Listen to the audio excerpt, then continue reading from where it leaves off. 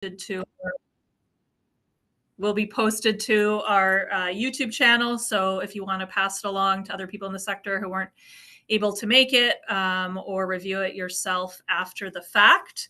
We'll just start with the land acknowledgements. So just recognizing that today we're located in Abigwid, which is in the Mi'kma'ki territory, the ancestral and unceded territory of the Mi'kmaq people. They've occupied this island for over 12,000 years, and we honor the treaties of peace and friendship, which recognize their rights and established an ongoing relationship between nations. So I'll go ahead and share my screen now, which I don't know if I can share my entire screen. Sometimes this goes into a awful. Okay, hopefully everyone can see that. So when I'm presenting, I'm not able to see the chat. So if you have any questions that you're typing in there, Caroline is going to be monitoring the chat.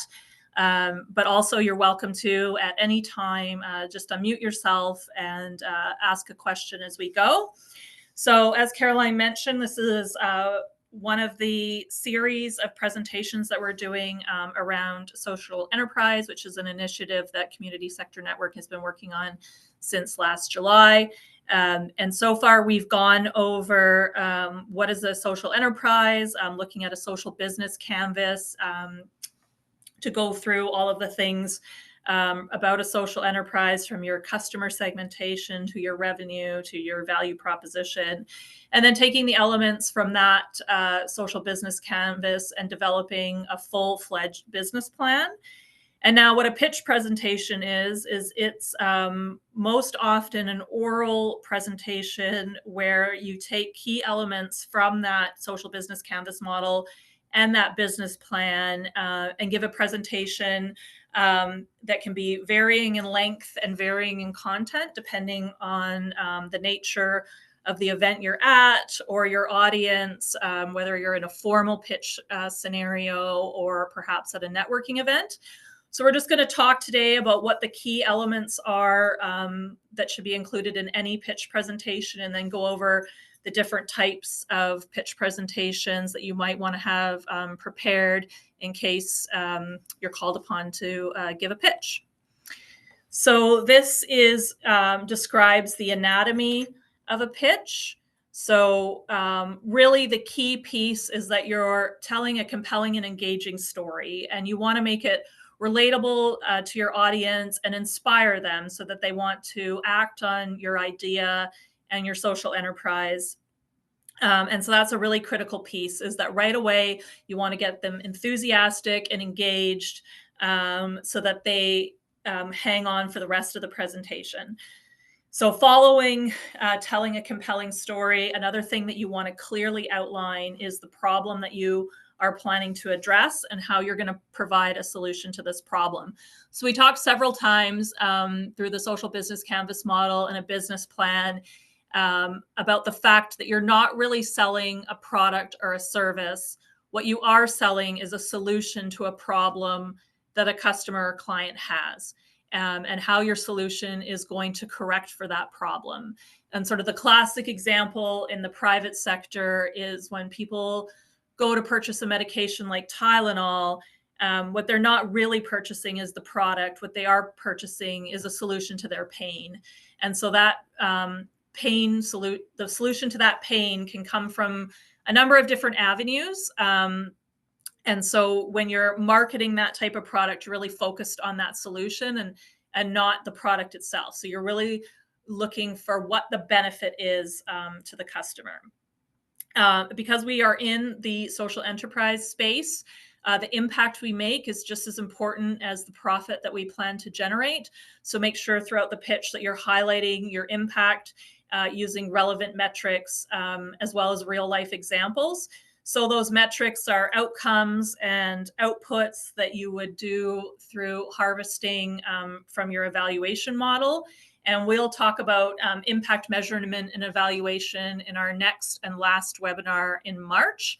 So we'll go into more details about how to collect that data and what types of questions you could ask.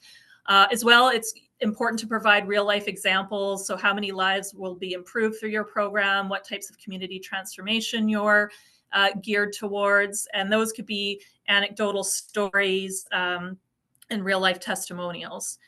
Also, from the business side, we want to make sure we outline our business model and include in that our revenue streams, our cost structure, and what our growth strategy is.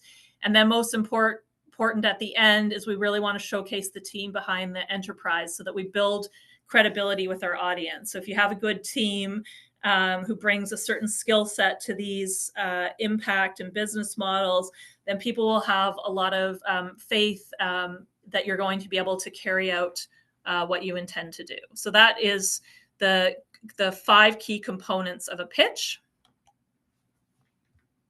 I don't know why there we go.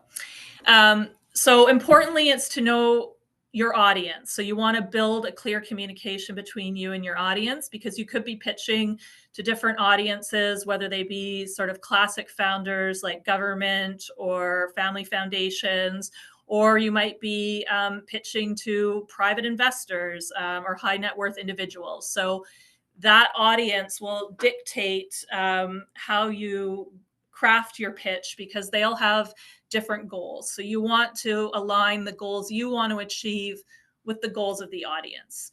So the different pitch formats are this is a time. I've done this in descending order of time.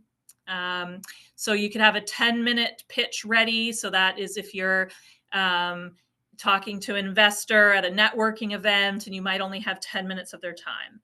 And then from there, you could distill out a 3-minute pitch, which would be more of a party, what's called the cocktail party pitch. So you have a little bit less time. People might be circulating through the room faster. And then a classic pitch is a 1-minute elevator pitch, and that's timed on the length of an elevator ride. So if you got on an elevator with someone and they asked you what you do, you should be able to say in 1 minute who you are, what you do, and why it's important. So 2 to 3 sentences. And then you can have your more written pitch format. So you could have a 1-page brochure or white paper that you could hand out at events. And as well, even though it's not technically a pitch, your website and business plan are different formats of a pitch, because you're still selling your idea and selling your plan. So we aren't going to focus on those today because we've discussed them in other webinars, but they are also in line with the anatomy of a pitch and what you want to include. So regardless of whether you're doing a 1-minute pitch, a 10-minute pitch, a 3-minute pitch, you want to make sure that you include 3 parts: your introduction, why should your audience care, and then also what your ask is. So what are you looking to get from them? Are you looking for volunteers? Are you looking for specific funding? Are you looking for an introduction to someone they might know? So be clear what your ask is, so that you can close with that ask, and then they know what your expectation is. And that could be also, another meeting or a business card. So it doesn't have to be a huge ask initially, but just be aware of what you're looking for. And then you tune the pitch for your audience. So you can be as clear on your goals. And this could be goals around your nonprofit. And particularly if you're running a social enterprise are involved in nonprofit, there's also some personal reason for being there. So, it's completely acceptable to build into the goal about why you're motivated to do this work, why you care about this community, because that adds passion to your interests, and it'll get your audience more passionate and engaged as well. And then you can seek alignment with their goals. So what are they interested in helping out with? What is their business? What is their skill set? And why do they want to meet with you in the future? So this just distills out a bit further more questions that you want to make sure you're answering in the pitch. And I've sort of divided these into the enterprise side as well as the social side. So the first question is, who cares? who cares about what you're doing. And from your enterprise perspective, you're going to be looking at your customer and why does your customer care about what you're doing, and what is your unique value proposition to solving the pain that they're experiencing. So, and how big is that market? So how many people are experiencing this pain? And then from the social side, you want to look at who cares about the social impact and the social value that you're having.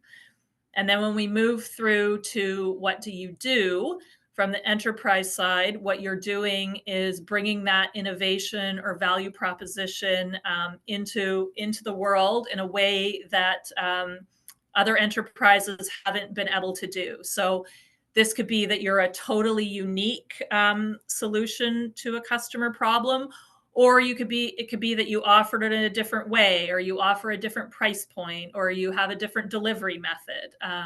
So there's all different ways that your proposition can be unique in terms of what else is available. But it should be something that, to be competitive, it should be something that is desirable to the customer, that they're not able to get that need met somewhere else.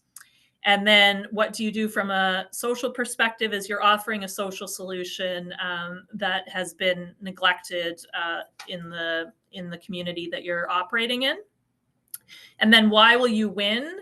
So from both the enterprise and the social side, you have a competitive advantage in terms of the benefits you're delivering, not just the features of your service or product, but the benefits that you're providing both to your enterprise customers as well to your social beneficiaries.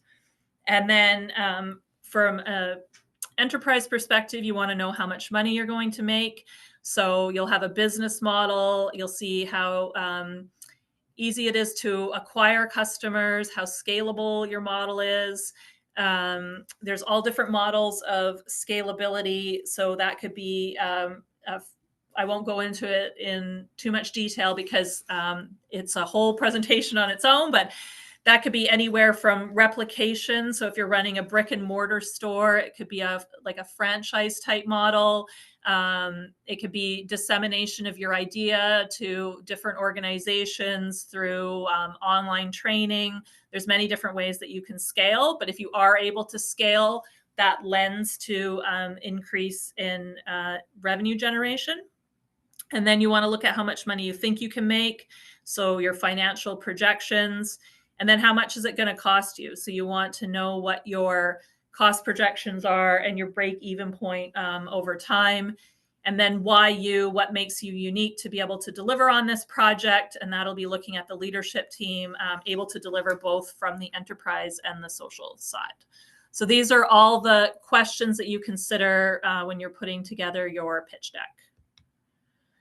So we'll just look at the two key points of the social business model canvas. So from the elements of the social business model canvas that we're considering, it's the customer segment and the value proposition. And what we're really looking to make clear in our pitch presentation is the fit between these two things. So on the sorry, I'm just going to go back. No. Oh, now I don't know how to go back. Darn it.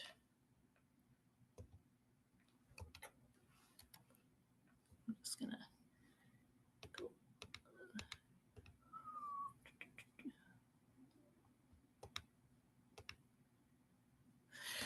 So looking at the products and services side, we want to see how well that's going to fit with our customer segments. So where are the gains and the pains that the customers are experiencing going to be met through our products and services? And what does that fit look like? So just expanding on this graphic a little bit, on the left-hand side, we'll have a list of all the products and services that we offer. And how do those create gains for our customers? So what are the outcomes that the customers want to achieve?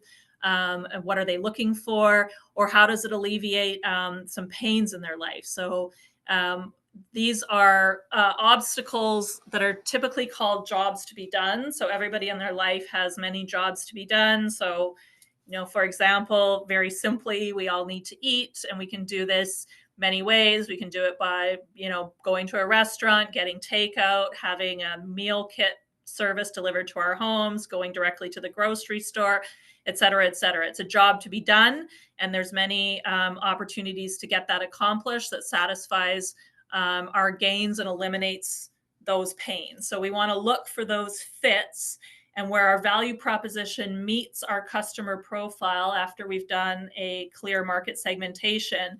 Then we found something that both relieves pain and creates gain. So we want to look for that ideal fit, and that is what makes our value proposition unique and will increase our customer enthusiasm for our product or service. So it's important to recognize that pain, what our customer segment is experiencing, and then figuring out how we solve that problem. And then we're going to look to what the nature of that problem is and try to quantify it. So how many people are affected by this problem? What's the potential market size in our community, in our province, in our country, globally? And really key here, when you're giving a presentation, it's great to have a slide deck that uses a lot of charts and statistics and pictures so that people can really clearly see, without having to read a lot of words, what the nature of the impact is, what the size is. And then it's important to recognize what are the current solutions in the market, if there are any, and why those might not be satisfying that need. So why newer or better solutions are needed. And then also illustrate the social impact your business will create. So this is all in your problem statement and your impact solution. And then that leads to your value proposition. So you'll describe your main products, including their purpose and their cost. If you already have a minimum viable product or a full-scale product that's been launched to the customer base, then it's great to have pictures of those products. If you're a service business, you can describe what your offering is and as well include your distribution model. And by that, I mean, how are customers accessing this service? Is it a brick and mortar store where they're coming in and getting the service there? Is it something you're delivering online? Is it a hybrid model of both? And then what stage are you in? Is it planned? Do you have a pilot already running? Are you already generating revenue?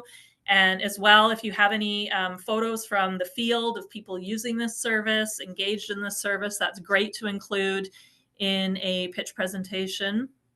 And then include your competition. So how many players are in the market offering similar products or service to you?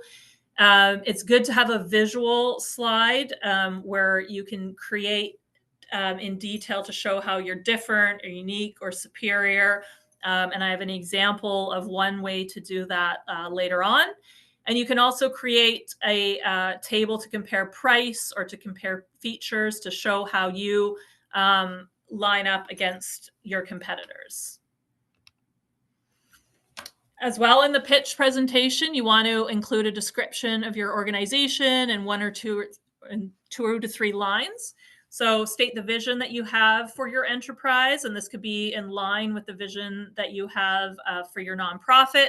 And this should be a big picture statement, not too general, like very future forward thinking with long-term aspirations.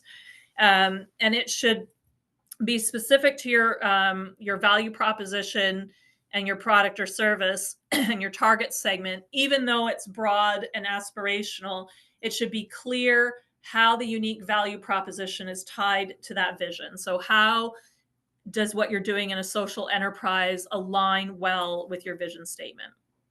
And as well, state the mission of your enterprise, what the purpose is, what its overall approach is to achieving the goals. And this tends to be more focused on the present and tangible. And you can even have a timeline attached to this. So just to summarize, the vision statement is future thinking and aspirational, where the mission statement is focused more on the present and a very purposeful, but together they provide a really powerful framework to your organization to make decisions.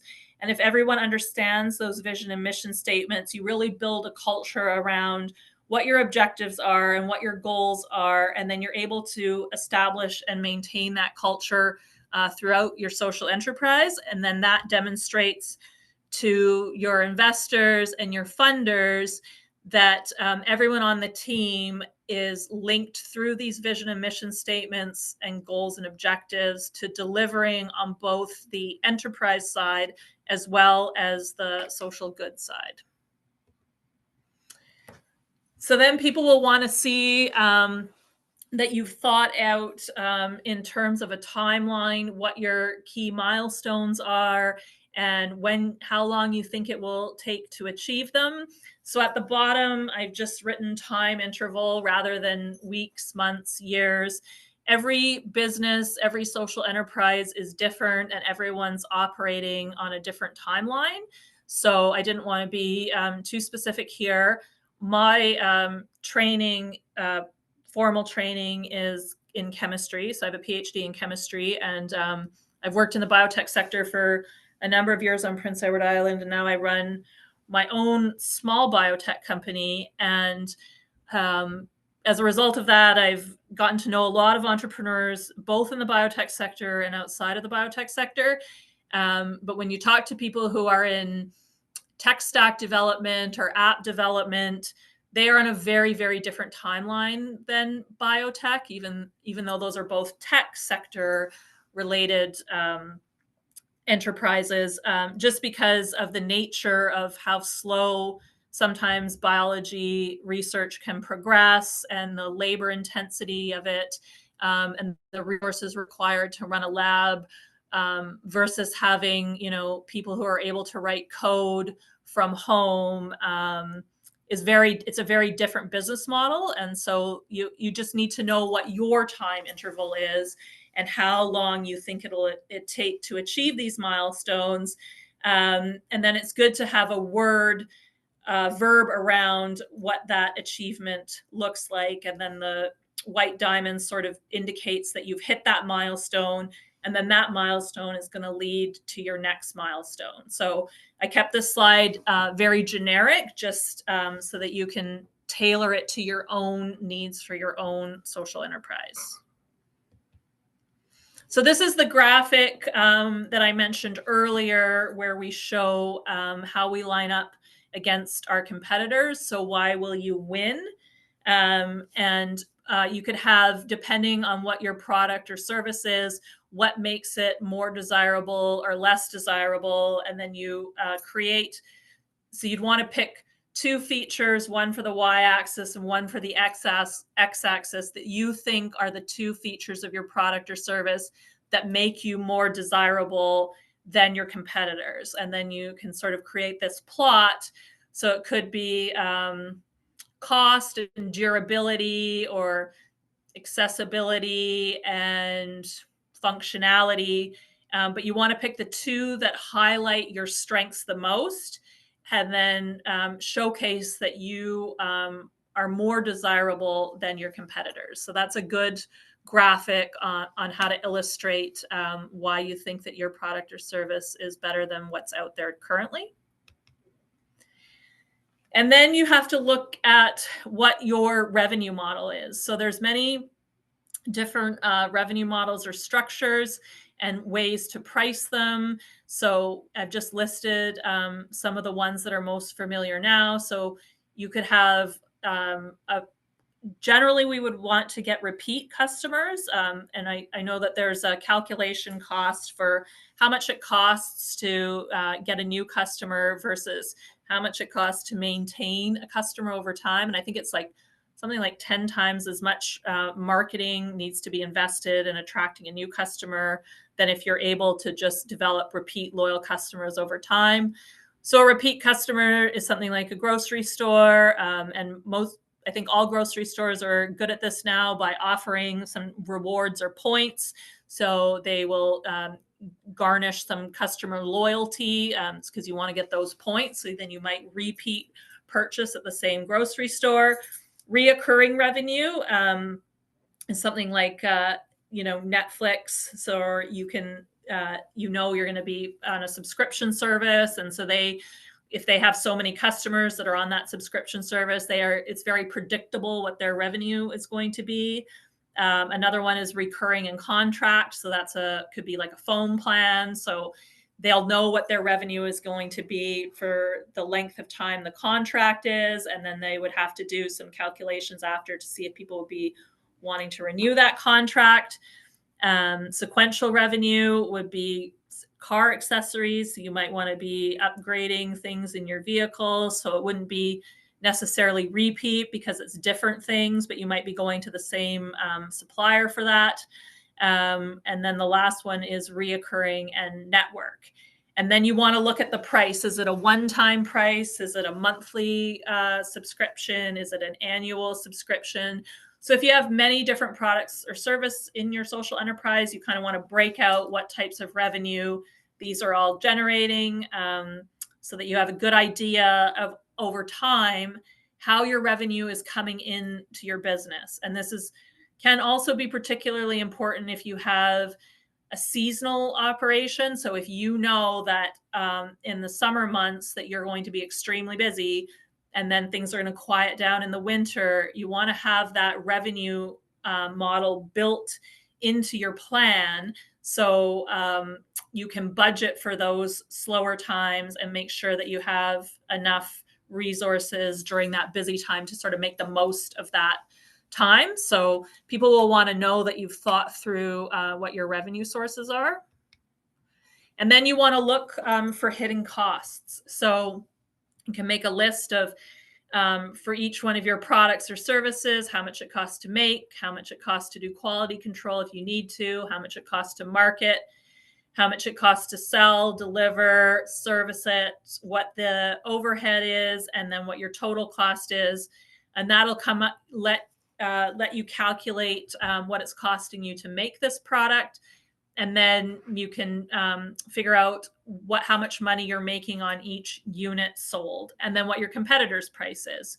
So you want to be close to your industry, because if you're much lower, then competitors that are larger than you can always drop their prices. And even if that's temporary, it could be enough to sort of drive you out of business. So you have your price. Make sure that you're able to cover your costs, first of all, and that you're able to make some money. And then you want to look at your competitor's price to make sure you're in line with what the competition is doing.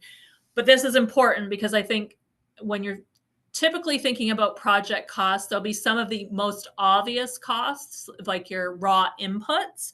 But then what tends to get neglected is, oh, how much does it cost me if you have an online store? How much is it costing me to ship that thing? How much is it costing me to pay for the website? And all those types of things often don't get factored in. And then if you don't factor them in, then you might not set your price appropriately to be covering those things. So you just want to make sure that you think about the total costs. And then investors and funders would like to see financial projections. So just keep it very simple with a bar chart or a simple spreadsheet. And then over time, so this just shows 2 products this company is making. It looks like in 2021, they started out with 1 product and then they added another product. And then this is how many units or services or installs that they're doing.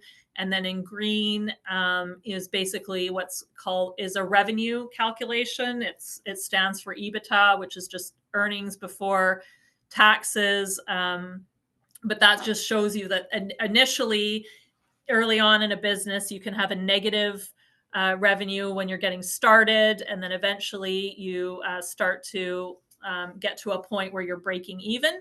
And so investors and funders like to see at what point are you going to start breaking even and then generating positive revenue, positive cash flow.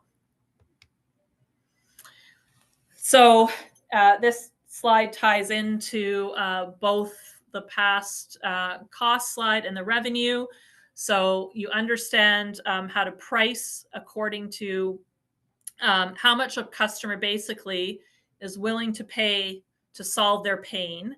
How much is that worth to them? And these are the different revenue models that we already talked about. So pay for a single product, a fixed rate, a subscription. You could offer some type of freemium service, then a paid upgrade to cost service. And then look at your cost structure and how you prepare for all those fixed and variable costs and overhead expenses. And then we discussed costs in a previous webinar. So the fixed costs are costs that happen no matter how many goods or services you sell. So these are your operating costs and your human resources. So no matter how many units you're selling, you're going to have to pay rent or a mortgage on the space you're in. If you have a space, you're going to have to pay salaries, you're going to have to pay insurance. And then you have your variable costs, which fluctuate depending on the level of production or sales. And most businesses have a mix of both variable and fixed costs. So you need to be able to prepare to always cover your fixed costs because those are going to remain consistent over time.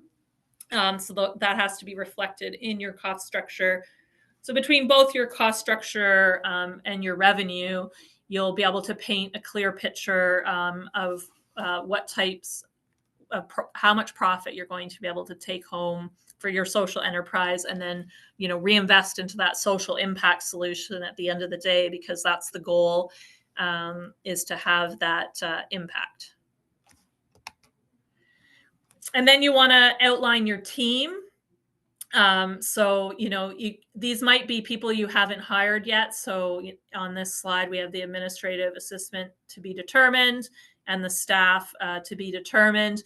But you want to identify right away where the gaps are in your team so that you know what you're looking for when you go to start hiring. And most importantly, I think, funders and investors want to see that you've thought out the whole process. So you might not have the team fully complete in the early stages of developing a social enterprise, but they want to see that you're aware of where your gaps are and what positions are going to need to be filled down the road, and have a list of responsibilities for each of those team members. And then what their strengths are. What are they going to be bringing to this social enterprise that is going to be able to make it be successful? And obviously, with Charles Darwin as our manager, I think that, his theory of evolution maybe will be a strength that I don't know how it would relate to social enterprise, but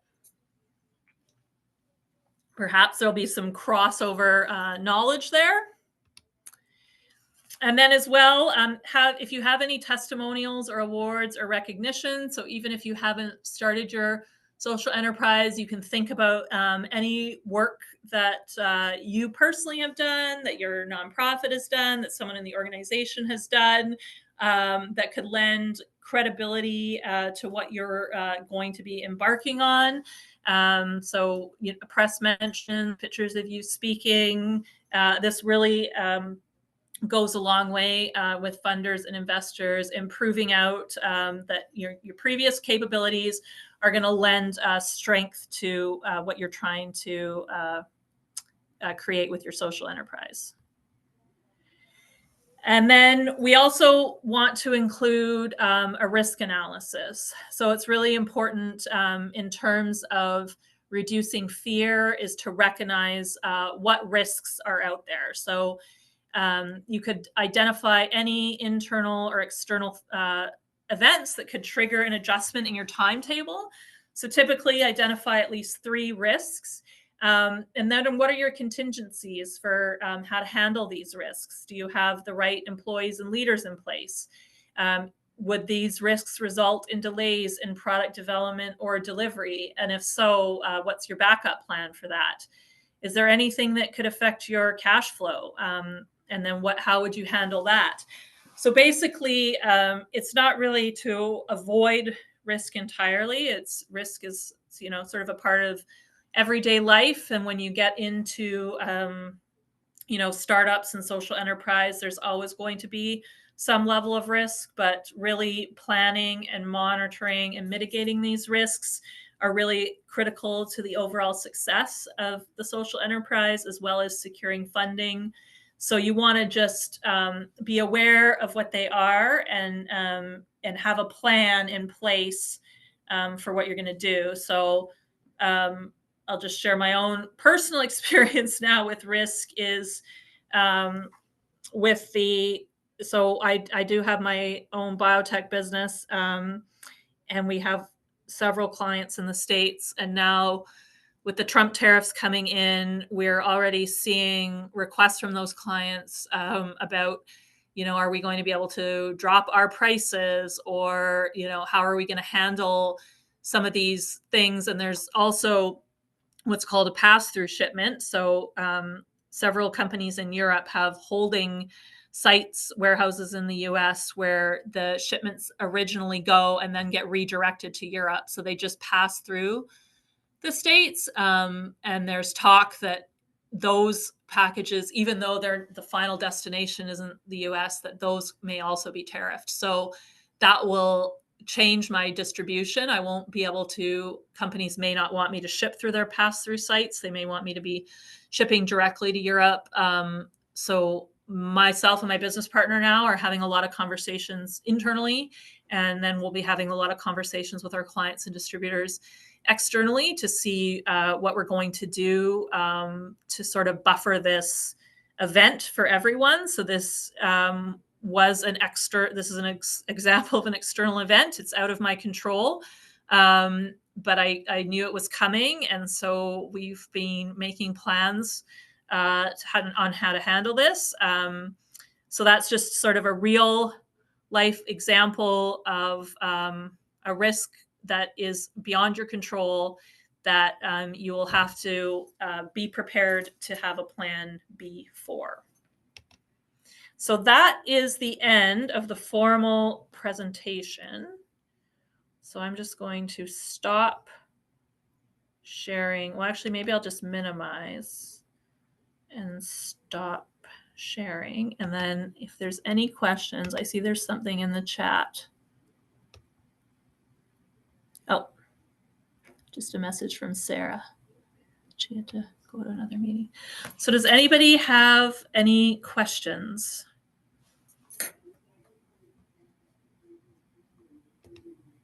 before we conclude?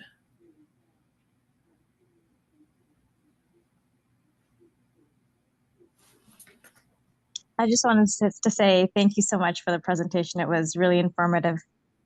Great. Okay, well, if there aren't any questions, all of my contact information is on the website, and this will get posted to our YouTube channel. So feel free to reach out at any time. The Community Sector Network is running the Social Enterprise Program till the end of the government fiscal year, till the end of March. So I will be around for any questions that you may have, any concerns going forward. And just thank you all for joining, and hope you have a wonderful day.